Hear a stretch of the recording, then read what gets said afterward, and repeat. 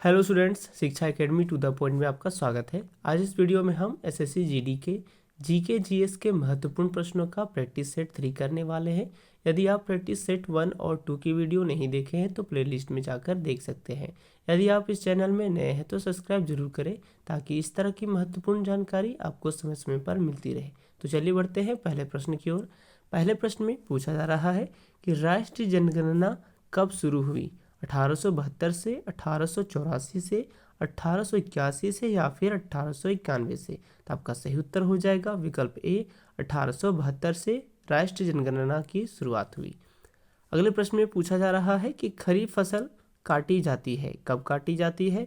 अक्टूबर नवंबर में, जनवरी फरवरी में, मार्च अप्रैल में या फिर मई जून में? तो आपका सही उत्तर हो जाएगा विकल्प ए, अक्टूबर नवंबर में खरीफ फसल काटी जाती है। तो बढ़ते हैं अगले प्रश्न में। तीसरे प्रश्न में पूछा जा रहा है कि चंद्रमा पृथ्वी का एक चक्कर कितने दिन में लगाता है? 28 दिन में, 30 दिन में, 29 दिन में या फिर 31 दिन में? तो आपका सही उत्तर हो जाएगा विकल्प ए, 28 दिन में। अगले प्रश्न में पूछा जा रहा है कि त्रिपुरा भारत की किस दिशा में है? उत्तर, उत्तर पूर्व, दक्षिण या फिर पूर्व में? तो आपका सही उत्तर हो जाएगा विकल्प डी, त्रिपुरा भारत के पूर्व दिशा में है। तो बढ़ते हैं अगले प्रश्न में। पांचवें प्रश्न में पूछा जा रहा है कि सम्राट अशोक किस वंश से संबंधित थे?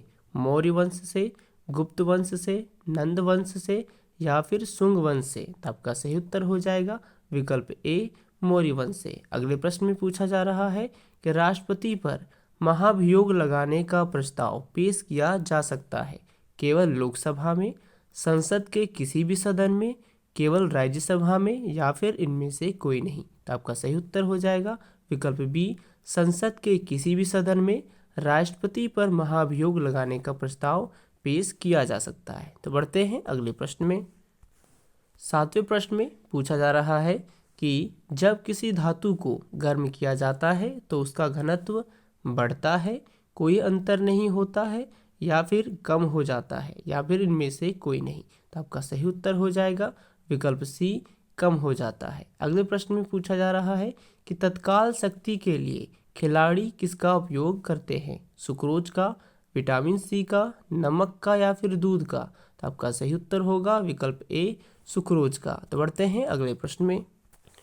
9वें प्रश्न में पूछा जा रहा है कि रक्त अल्पता निम्नलिखित में से किस विटामिन की कमी के कारण होता है?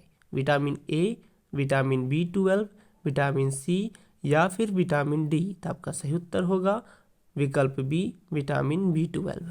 अगले प्रश्न में पूछा जा रहा है कि पानी की कठोरता को दूर की जा सकती है सोडियम क्लोराइड से, जियोलाइट से, कैल्शियम क्लोराइड से या फिर मैग्नीशियम सल्फेट से? तो आपका सही उत्तर होगा विकल्प बी, जियोलाइट से पानी की कठोरता को दूर की जा सकती है। तो बढ़ते हैं अगले प्रश्न में। 11वें प्रश्न में पूछा जा रहा है कि किसने भारत का समुद्री रास्ता खोजा?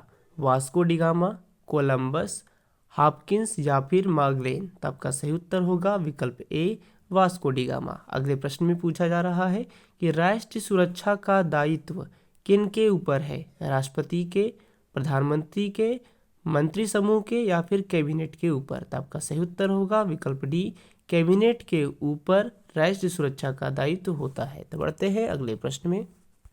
13वें प्रश्न में पूछा जा रहा है कि विश्व में सबसे बड़ा धर्म कौन सा है?